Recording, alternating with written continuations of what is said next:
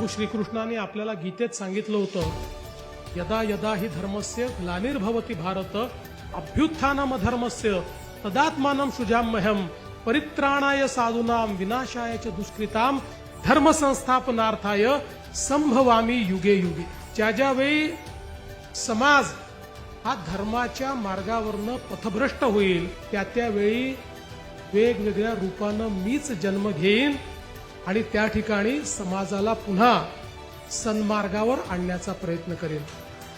आणि आपण पाहू शकतो की ज्यावेळी भगवान चक्रधर स्वामींनी अवतार घेतलेला आहे तो काळही कुठेतरी समाज हा पथभ्रष्ट झालेला आपल्याला पाहायला मिळतो.